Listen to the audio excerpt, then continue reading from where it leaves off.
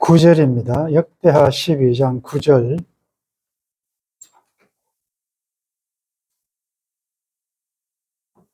(9절에서) 11절까지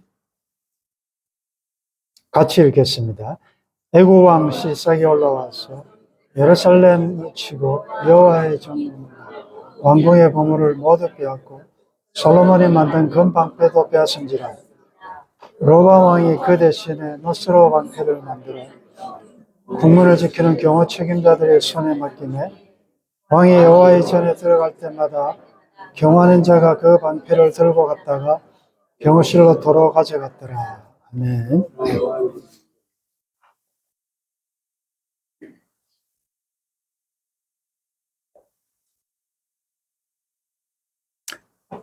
하나님께 신실한 삶을 살다가 나라가 견고하고 세력이 강해질 때 로밤은 여호와의 율법을 버리고 마음대로 했습니다. 그리고 온 이스라엘은 율법을 떠난 그 왕의 치리를 본받아서 그들도 가나안 문화, 가나안 종교를 본받아서 산당을 짓고 아세라상을 세우고 예루살렘에서도 하나님께 예배드리고 또 개인적인 필요에 따라서 산당에서도 제사하는 혼합적인 이런 종교 생활을 하게 되었습니다. 그래서 하나님께서는 여호와 율법을 버린 그들을 징계하시기 위하여 애굽 왕 시삭을 중심으로 많은 연합군들이 편성이 되어서 유다의 견고한 성읍들을 빼앗고 예루살렘까지 진격했습니다. 근데 그때에 종교 지도자들과 정치 지도자들, 방백들이 왕과 함께 예루살렘에 모여서 의논하는 중에 스마야 선지자를 통해서 하나님의 말씀을 듣게 됩니다. 이런 일이 일어난 것이 너희가 나를 버렸기 때문에 나도 너희를 버려서 시삭의 손에 넘겼다. 이런 말씀을 할 때 온 이스라엘 방백들과 왕이 스스로 겸비하고 여호와는 의로우시다 라고 자기들의 잘못을 자백하게 됩니다. 이 모습을 보신 하나님께서 그들이 스스로 겸비했기 때문에 내가 멸하지는 않는다.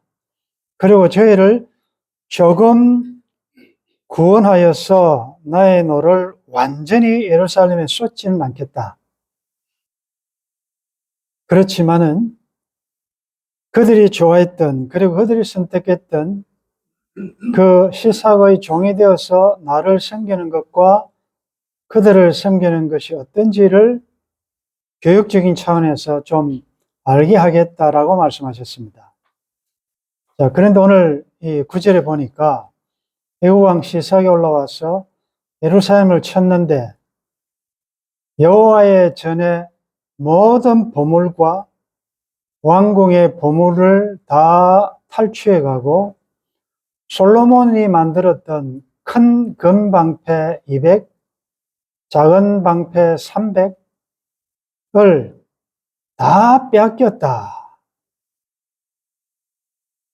조금 전에 말씀에 의하면 다 멸하지 않고 좀 구원하겠다 라고 했는데 지금 로보암과 유다의 입장에서는 이게 지금 조금입니까?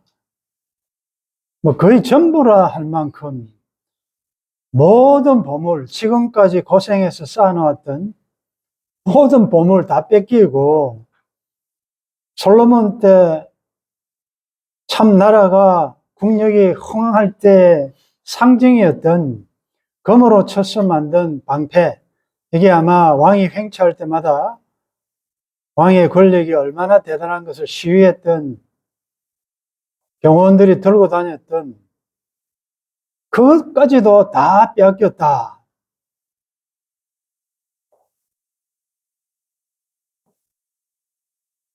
우리의 삶에 때로는 하나님께서 은혜로 주신 모든 선물들이 빼앗길 때가 있습니다. 여러분들 중에 혹 그런 경험을 해보신 분들도 있으실 거고, 또 지금 그런 것들을 경험하는 분들도 있을 겁니다. 아니, 하나님은 조금 손보신다 그러더니 이 왕창 다 가져가시면 어떡합니까? 여러분들이 평생에 고생해서 쌓아놓았던 물질이 떠날 수 있고, 여러분들의 건강이 떠날 수 있고, 여러분들이 추구했던 내가 주인 삼은 모든 것들이 빼앗길 날이 온다. 그때 우리가 기억해야 될 것은 욥의 기도를 생각하십시오. 이 모든 것들을 주신 분이 여호와시다. 또 이것을 취하여 가신 분도 여호와시다. 여호와는 의로우시다. 나는 불의하다. 비록 나에게 있는 것은 없지만 하나님께서 남겨두신 게 뭡니까 지금? 뭐 좋다고 생각하는 건 다 뺏겨버렸는데 뭐가 남았죠? 예루살렘 성과 로보암 왕 생명이 있지 않습니까? 다윗이 범죄하고 난 다음에 기도한 내용이 뭡니까? 다윗은 이것만은 하나님 좀 가져가지 마십시오. 내가 평생에 고생해서 이걸 가졌는데 이것만은 좀 주십시오. 그렇게 기도하지 않았습니다. 내가 왕이 안 돼도 좋고, 내가 자존심 상해도 좋고, 사람들에게 웃음거리가 되어도 좋고, 돈이 떠나도 좋고, 다 괜찮습니다. 다 가져가십시오. 그러나, 무엇만은 두라 그랬죠? 무엇을 거두어 가지 말라 그랬죠? 네. 주의 성신을 내게서 거두지 마소서. 여러분들 조금 전에 찬송, 좁은 길을 걸으며 좁은 길을 걷는다는 것은 내가 가진 것을 다 놓아야 갈 수 있는 길 아닙니까? 십자가만 붙들어야 갈 수 있는 길이 좁은 길이에요. 그런 길을 걸어도 내가 밤이든 낮이든 형통하든 어려움 당하든 기뻐할 수 있는 것은 뭐가 함께하기 때문에? 주의 영이 함께하죠. 믿습니까? 다른 거 다 가도 성령이 내 안에 계십니다. 성령은 뭐 1위가 하나님이고 2위가 예수님이고 3위가 서열 3번째가 성령이 아니잖아요. 삼위일체 성령님은 하나님이시요. 그렇다면 다른 것 다 떠나가도 성령님, 하나님 내게 계시면 얼마든지 새롭게 시작할 수 있다는 거죠. 네. 여러분들 떠나간 것 때문에 그렇게 속상해하고 한탄하고 자포자기할 필요가 없어요. 10절에 보면 로보암 왕이 그 대신에 노스로 방패를 만들어 국문을 지키는 경호 책임자들의 손에 맡기매 왕이 여호와의 전에 들어갈 때마다 경호하는 자가 그 방패를 들고 갔다가 경호실로 도로 가져갔더라. 얼마나 초라하고 처량하겠습니까? 선대왕이 그렇게 일어났던 그 찬란한 하나님의 은혜의 상징인 금방패 대신에 자존심은 있어 빛난다고 다 금이 아니다라는 속담이 있듯이 금도 아님에도 불구하고 비슷하게 반짝인다고 금도 아닌데 노스로 만들어가지고 체면 치리하는 이 모습은 오늘 경건의 모양은 있지만 경건의 능력을 상실한 현대 교회일 수 있고 우리의 모습일 수도 있습니다.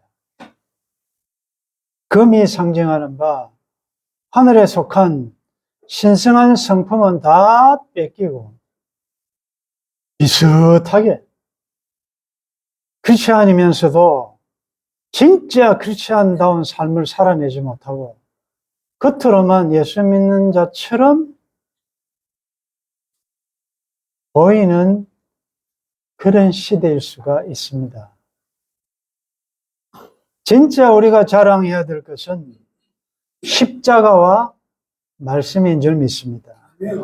이것 하나님의 영광은 이미 떠났음에도 불구하고 현대교회가 수많은 노스로 방패를 만들어서 교회를 자랑하고 시위하는데 진짜 드러나야 될 금 같은 예수 그리스도의 삶을 살아내지 못한다면 이미 마딜은 소금이라는 거지. 우리 어제 새벽에도 듣고 지난 수요일도 들은 말씀, 여러분들이 크리스찬임이 무엇으로 증명됩니까? 옛날에 군대에서 어머니들을 초청해 놓고 병사들의 눈을 감기고 어머니의 손을 만지면서 자기 어머니가 누군지를 알아맞추는 작업, 아내들을 쫙 앉혀놓고 눈을 가리고 향수 냄새를 맡고 자기 남편을 찾는 게임, 뭐 이런 거 많습니다. 딱 보면, 만져보면 우리 엄마구나. 딱 냄새 맡아보면, 아, 우리 남편이 자주 쓰는 향수구나. 우리가 그리스도의 향기라면, 그리스도를 내 몸에 모시고 있다면, 나겠지요. 그리스도의 향기가 안 날 수가 있겠습니까? 그 사람이 지나가만 봐도 어느 제품을 쓴다라고 알 수 있는데. 한번 기회가 되면 소개할게요. 오늘 우리 권 집사님께서 사모에게 어떤 영상을 하나 보냈는데 그 영상의 내용은 비행기를 타러 가기 위해서 친구들이 택시를 타고 가는데 하여튼 과일 뭐 이 장사하는 분인지 쏟아져 가지고 차가 이제 가기도 좀 힘들고 그래서 그런데 그 중에 한 사람이 빨리 가야 비행기를 탈 수 있는데 자꾸 머뭇하고 그 앞에 있는 아주머니를 도우려고 하니까 빨리 타라, 비행기 타러 가야 된다. 나를 두고 너희들끼리 가라. 근데 이분은 쓰러진 이 과일을 하나하나 담는데 보니까 그 과일을 파는 아주머니의 눈이 보이지 않는 분이었던 것 같습니다.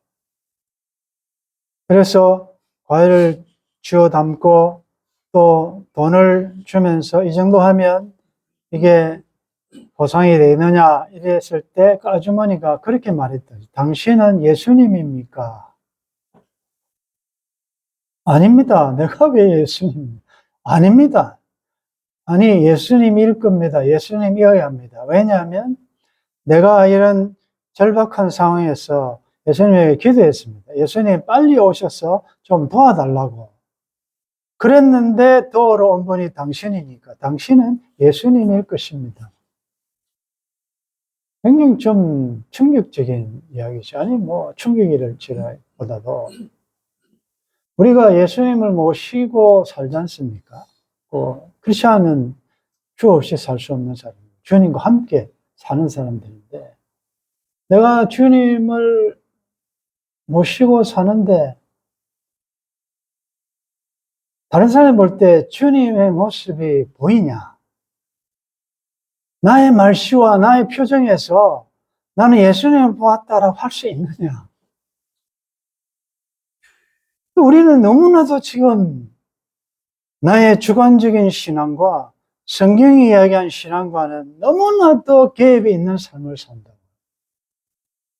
믿는다고 말한다 하고 그렇게 오래 믿었고 기도도 그렇게 많이 하고 잘 한다는데 거기에서 전혀 예수님 닮은 어떤 게 아직까지도 안 보인다면 그건 내 자아가 너무 강하지 않은가.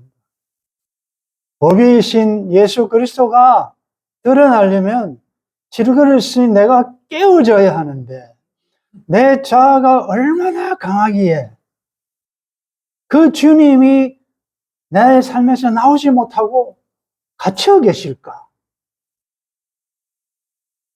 우리가 그리스도와 함께 다시 살리심을 받았으면, 그리고 주님이 나를 위해서 죽으시고 살아나셨다면, 이제 우리가 사는 것은 내가 사는 것이 아니고 내 안에 그 하나님 믿는 아들, 하나님 믿는 그 그리스도, 그 아들을 믿는 믿음 가운데 산다라고 우리가 많이 고백을 하면서도 이제 내가 사는 게 아니다 말이죠.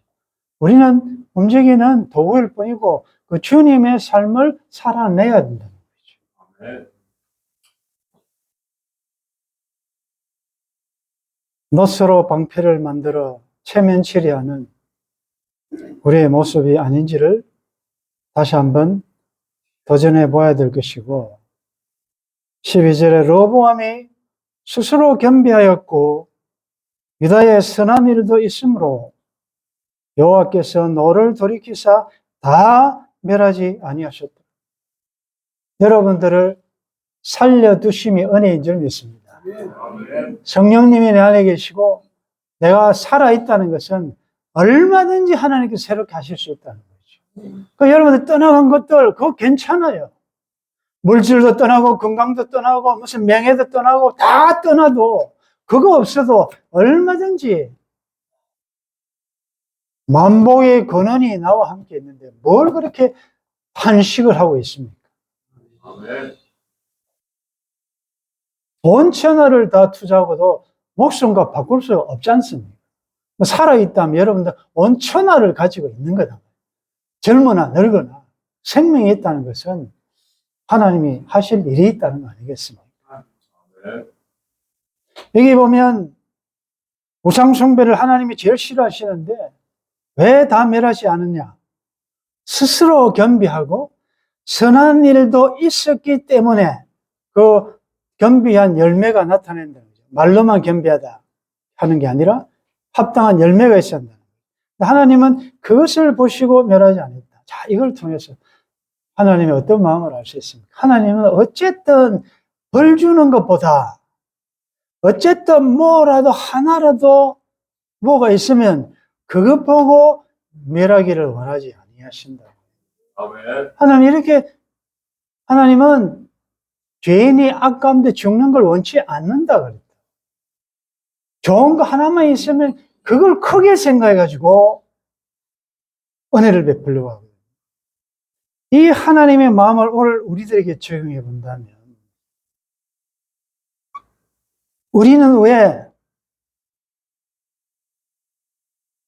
은혜는 물에 썩이고 원수를 돌에 썩입니까?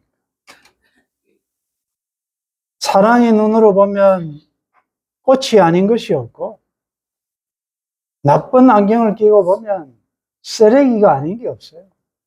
여러분들은 왜 장점도 있고 좋은 점도 있고 하나님이 주신 은사들이 다른 지체들에게 다 있는데 왜 그렇게 단점만 보이냐? 왜 그렇게 안 좋은 점만 보이냐? 칭찬할 거리를 찾아보십시오. 여러분들이 자녀든 지체든 다 마찬가지예요. 남편이든 아내든 왜 내 눈에 있는 들보는 보지 못하고 남에 있는 티는 그렇게 잘 보이냐? 이 원통한 일이다. 기도해야 될 일이에요. 주님의 눈으로 하나님의 시선으로 좀 사물을 볼 수 있게 해주십시오. 사탄은 정죄하는 자예요. 모든 거리를 다 찾아가지고 욥 같은 자도 어쨌든 참소해서 넘어뜨리려고 하는, 어떻게 그런 시각을 하나님의 사람들이 가질 수 있나? 없거든. 우리는 주와 같이 되기를 하나님의 온전하심처럼 신의 성품에 참여하는 훈련을 받고 있는 자들이에요. 세상에서 잘되고 물질 만능주의 아세라를 섬기는 현대판 이 축복 번영신앙 이 복음이 아니잖아요. 아님에도 불구하고 왜 내가 신앙생활 잘하는 것의 근거가 보이는 그런 것이 믿음 좋다는 근거가 되어버립니다. 주님 때문에 고통당하고 고난당하고 손해보고 손을 찔러보면 찔린 창자국이고 주님처럼 옆구리에 구멍이 좀 나 있어야 되는데 교회가 보면 그런 걸 다 아주 리모델링을 잘 해가지고 그런 건 하나도 없고 전부 노스로 만들었지만 금인 것처럼 하나님의 영광은 이가봇 이미 하나님의 영광은 떠나셨음에도 불구하고 세상의 화려함으로 치장하는 그 유행에 여러분들 물들지 마시고 하나님의 말씀으로 신부단장 잘 할 수 있기를 바랍니다. 여호와께서는 유다의 선한 일도 있으므로 이 말은 악한 일이 많다는 거예요. 그 사람의 약점도 많아요. 그럼에도 불구하고 그의 참 하나님 앞에서 선한 열심, 충성 잘 해보려고 노력하는 마음들 그런 마음으로 칭찬하고 격려해야 될 것이고 13절에 로보암 왕은 예루살렘에서 스스로 세력을 굳게 하여 다스리는 이 말은 이 시삭의 침공 후에 그가 겸비하고 하나님 앞에 여호와가 이루시다 했으므로 하나님이 다시 긍휼을 베풀어 주셔서 그 왕위가 튼튼해졌다는 말이에요. 보물이 다 빼앗겨도 하나님이 다시 은혜를 부어주시면 충분히 회복될 줄 믿습니다. 여러분들 영육간에 회복되는 은혜가 있기를 주의 이름으로 축원합니다. 하나님은 얼마든지 하실 수 있어요. 하나님이 여러분들 다 뺏어간 건 그 조금이에요. 하나님이 조금 주시면 그러면 얼마나 큰 복을 주시겠습니까?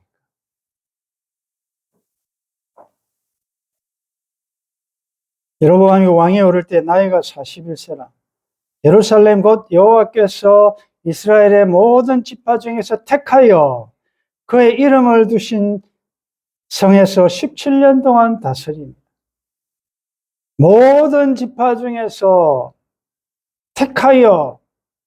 택하신 이유는 하나님의 이름을 두시려고, 다른 말로 하면 하나님의 영광을 드러내도록 하기 위하여 택하신 성 예루살렘 성, 이 예루살렘의 영적인 이미지가 많습니다.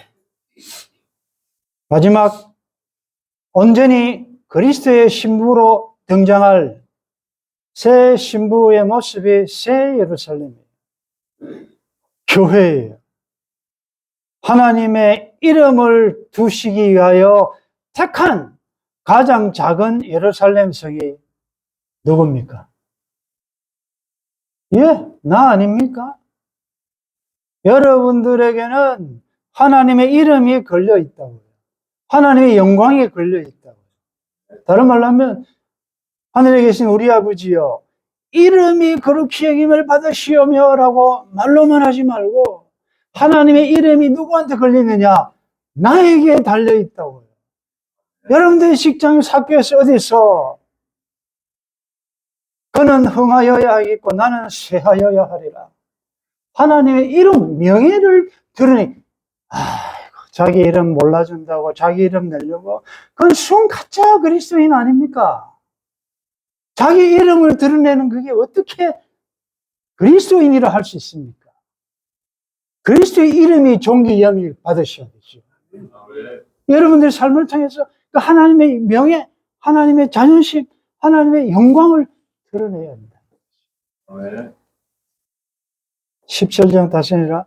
르호보암의 어머니의 이름은 나아만이요 암몬 여인이더라. 여기는 하나밖에 나오지 않지만 열왕기상 14장에 보면 르호보암의 14장 21절에 르호보암이 왕에 오를 때 나이가 41세라. 여호와께서 자기 이름을 두시려고 이스라엘 모든 지파 가운데서 택하신 성읍 예루살렘에서 17년 동안 다스리니라. 그의 어머니의 이름은 나아마요 암몬 사람이더라. 그리고 마지막 31절에 보면 르호보암이 그의 조상들과 함께 자니 그의 조상들과 함께 다윗성에 장사되니라. 그의 어머니의 이름은 나아마요 암몬 사람이더라. 그의 왕이 즉위할 때 그의 어머니는 암몬 사람이다. 그가 죽을 때에 그의 어머니는 나아마여 암몬 사람이다. 시작과 그의 생애를 끝맞는데 왜 어머니 이름이 두 번 언급되냐? 그것은 그의 삶에 어머니의 영향력을 극히 많이 받았다. 암몬이 누구죠?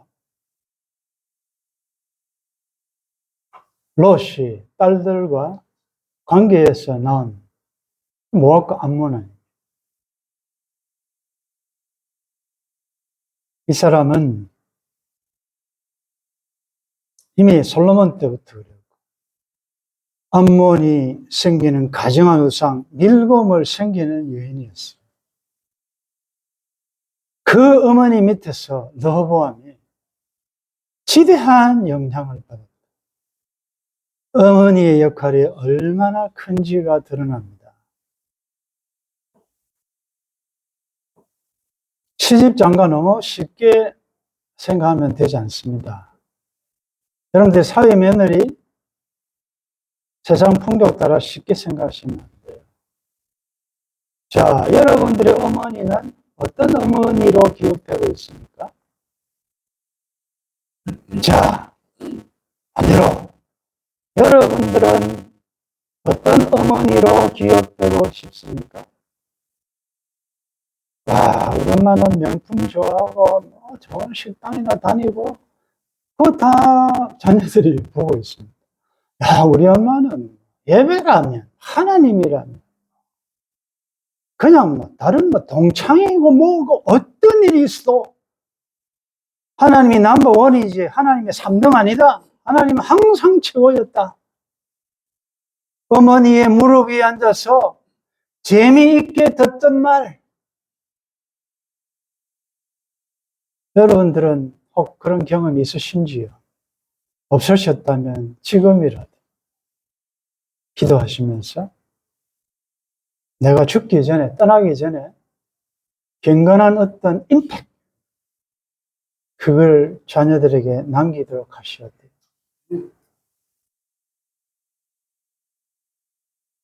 14절에 르호보암이 악을 행하였으니 이는 그가 여호와를 구하는 마음을 굳게 하지 아니함이었더라. 르호보암은 상당히 사이클이 많았어요. 잘했다가 잘못했다가 교만했다 했다가, 그러나 그 왕의 전반적인 결론은 악하다였어요. 왜 그러냐? 여호와를 향한, 여호와를 구하는 마음을 굳게 하지 않았다. 이 말은 신실하지 않다. 상황에 따라서 자꾸 바뀌었다는 거죠. 여러분들, 시절을 쫓아 과실을 맺는 늘 푸른 여일한 신실한 하나님의 사람들 되시기를 바랍니다. 어떨 때는 하나님을 위하여 목숨 바칠 것처럼 했다가, 어떨 때는 팍 식었다가, 자기가 마음대로 그냥 기분에 따라서 여호와를 구했다가 안 구했다가, 우리 신앙이 이런 냄비뚜껑 같은 이런 신앙이 지금쯤은 이제 이러면 안 되죠. 지금쯤은 상황과 환경에 관계없는, 여호사밧도 그렇고 다윗도 일평생 여호와 앞에 신실한 갈렙 같은 사람, 신실하게 온전히 따른 그런 성도들 되시기를 주의 이름으로 축원합니다. 15절 르호보암의 처음부터 끝까지의 행적은 선지자 스마야와 선견자 id도의 족보책에 기록되지 아니하였느냐. 안타깝게도 안타까운 것도 아니죠. 역사는 수정할 수도 가감할 수도 삭제할 수도 없습니다. 기독교의 역사관은 직선사관입니다. 처음이 있으면 끝이 있고 직선으로 갑니다. 그런데 우리의 모든 역사는 기록되고 있다는 거죠. 여러분들이 지금까지 기록한 책이 있고 지금도 써가고 있는 책이 있고 앞으로 쓸 책이 있어요. 그래서 여러분들 이 세상을 떠날 때 여러분들의 삶을 한 권의 책으로 논문으로 우리는 남기고 가는 것입니다. 그래서 처음부터 끝까지 로보암 일생은 다 기록됩니다. 여러분들이 남기고 하는 그 책, 논문의 주제가 하나님께 영광이 될 수 있기를 바랍니다. 나로 시작하고 내가 잃고 내가 하지만 결국은 내 일평생 지나온 걸 돌이켜보니까 주님께서 하셨다. 그래서 하나님께 영광을 돌리시다. 그 안에 실패도 있고 성공도 있고 다 있었지만 그러나 결국은 내 일생 여정 끝내어 강 건너 저편 이를 때 예수 인도하셨다라는 그 한 번 멋진 나의 이름은 감추어지고 주의 이름만 높이는 것으로 마무리된다면 얼마나 좋았겠습니까? 아멘. 로보암은 그런 면에서 조금 아쉬움이 남습니다. 마지막으로 르호보암과 여로보암 사이에 항상 전쟁이 있습니다. 르호보암과 여로보암은 형제 나라 아닙니까? 나누어지고 분열될 나라가 아니었다고요. 그런데 자기 각 지파의 또 이익에 따라서 또 르호보암이 너무 포악한 말로 그렇게 해가지고 그래서 나눠진 나라입니다. 그래서 르호보암이 다시 정복하려고 할 때 하지 말라, 너희들 형제다. 하나님 막았다고요. 그런데 평생 적개심을 가지고 일평생 전쟁했다. 이걸 어떻게 적용할까요? 여러분들, 예수님이 부활하시고 제일 먼저 하신 말씀이 평안을 비셨어요. 그 샬롬, 피스는 뭡니까? 예수님이 십자가에 죽으시고 부활했다는 것은 다시 죽은 자도 산다는 그건 단순한 의미가 아니라 샬롬입니다. 샬롬의 뜻이 뭐죠? 하나님과 우리 사이에 빚이 있었는데 그 죄의 빚을, 값을 예수님이 다 치르심으로 불의한 우리가 원수되었던 하나님과 우리 사이가 이제는 화목됐다는 거죠. 이걸 그렇게 해서 빚이 다 청산된 다시는 전쟁이 없는 상황이 샬롬이에요. 수직적으로 하나님과 우리 죄인과의 관계만 샬롬 하셨을 뿐 아니라 양쪽 사람과 사람 사이도 막힌 담을 다 하시고 주는 평화, 막힌 담을 하셨네. 그러셔서 샬롬을 만드셨어요. 그래서 종이나 자유자나 부자나 가난한 자나 남자나 여자나 헬라인이나 유대인이나 다 그리스도 안에서 하나 되게 하셨어요. 왜? 주님이 십자가로 무너뜨린 담을 여러분들은 왜 아직 쌓고 계십니까? 여러분들은 누구와 지금 평생 전쟁하고 있습니다. 항상 전쟁하고 있다. 이 누가 대상이 있다는 거예요. 여러분들의 르호보암은 누구며 여러분들의 여로보암은 누굽니까? 내가 마음에 영 들어하지 않는 어느 대상이 있을 수 있어요. 건수만 있으면 부정적으로 기억되는 그 이미지가 있다고요. 그건 이 말씀에 위배됩니다. 내가 아무리 잘 믿는다고 해도 오히려 형제를 사랑하지 않는 자는 살인하는 자라 하나님의 생명이 그 안에 없다. 그런데 우리는 그래서 우리는 원색적인 복음을 지금 믿어야 된다는 말이 변질된 복음이 너무 많아요. 아무렇게나 해도 그냥 잘 믿는 줄로 착각하고 있다니까요. 항상 전쟁이네. 빨리 전쟁을 거쳐야 될 것입니다. 오늘 이 말씀 앞에 12장 전체를 보면 르호보암의 삶이 전부 다 나타나는데 이 르호보암은 또 우리 아니겠습니까? 오늘도 어느 한 지체와 대화를 하면서 정말 한 주간 동안 일어난 기가 막힌 이 상황 앞에 어찌 해야 될지, 어찌 가야 될지 참 눈물밖에 나오지 않고 답답한 가슴, 깝깝하게 감당할 수 없는 그런 아픔들을 서로 나누었는데 꼭 그 지체뿐이겠습니까? 여러분들 다 마찬가지 아니에요. 날씨는 덥고 장마에 뭔가 하나 시원하게 이렇게 참 뚫리는 게 잘 없잖아요. 그럴 때 우리 성도들은 어떻게 해야 되는가? 오늘 아침에 주신 그 미가의 선지자의 그 고통 중에서도 하나님이 나를 어려움 당하게 하실 때까지는 내 어려움 당하겠지만 그 후에는 하나님이 반드시 나를 회복시킬 것이라는 그런 선언도 하시면서 그 다음에 고난을 혹시 여러분 앞에 있을 때 이 시를 하나 소개하고 마치겠습니다. 그 폭풍이라는 정호성 시인의 시입니다.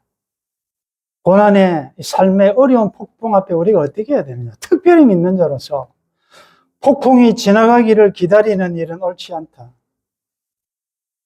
폭풍을 두려워하며 폭풍을 바라보는 일은 더욱 옳지 않다. 스스로 폭풍이 되어 머리를 풀고 하늘을 뒤흔드는 저 한 그루 나무를 보라. 스스로 폭풍이 되어 폭풍 속을 나르는 저 한 마리 새를 보라. 은사시나무 잎 사이로 폭풍이 휘몰아치는 밤이 깊어갈지라도 폭풍이 지나가기를 기다리는 일은 옳지 않다. 폭풍이 지나간 들녘에 핀 한 송이 꽃이 되기를 기다리는 일은 더욱 옳지 않다. 광야의 구전 비바람 모질게 불더라도 천국의 순례자들은 본향을 향하여 한 걸음 한 걸음 전진할 것입니다. 고난에 악에게 지지 말고 손으로 악을 이기시고 하나님의 선하신 손길을 바라보면서 믿음으로 여러분들 앞에 닥쳐있는 이 폭풍을, 이 어려움을 믿음으로 돌파할 수 있기를 주의 이름으로 축원합니다. 하나님, 오늘 로보암의 일생을 보았습니다. 미미하기 시작했지만 다윗과 솔로몬을 따라 그 길을 따라갈 때 하나님께서 창성하게 하셨고 나라가 견고하고 세력이 강해질 때 더 겸손히 하나님을 섬겼더라면 좋았을 텐데 교만하여 여호와 율법을 버리니 온 백성들도 본받았고 하나님께 범죄했기 때문에 하나님을 사랑하시기 때문에 공의라는 사랑을 포장하여 애굽 왕 시삭을 그들에게 보내셔서 그들을 괴롭게 하셨습니다. 어려움 당할 때 하나님 앞에 스스로 겸비하며 여호와는 의로우시다 선언할 때 하나님은 또 그들을 구원하셨습니다. 그러나 하나님은 고난을 통한 우리를 더욱더 신의 성품에 참여하도록 하는 교육적인 차원에서 문제를 다 해결해 주시지 않고 그들이 그동안에 쌓았던 모든 보물, 금은 보석 다 빼앗기게 하셨습니다.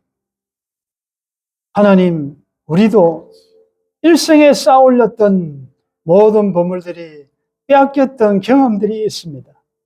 그러나 그런 가운데서 긍휼을 베풀으셔서 주의 성신을 내게서 거두지 않으심을 감사합니다.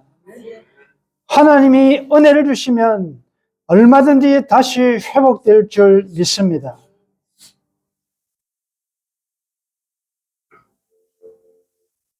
자녀들이 만나는 최초의 하나님이 어머니라고 하는데 영적인 어머니로서 하나님을 보여주는 믿음의 어머니들 될 수 있도록 도와주옵소서. 상황과 환경에 우리의 믿음이 자꾸 흔들리지 않게 도와주시고 일평생 여호와를 위하여 인하여 신실한 믿음을 허락하여 주옵소서. 부족하지만 우리의 행적이 사도행전 29장으로 기록된다는 사실을 기억하면서 겸비하며 하나님 보시기에 선한 일을 많이 행할 수 있도록 도와주옵소서. 그동안 나빴던 그 어떤 대상에 대한 전투를 이제는 즉시 중단하고 하나님이 주신 샬롬을 누릴 수 있도록 도와주옵소서.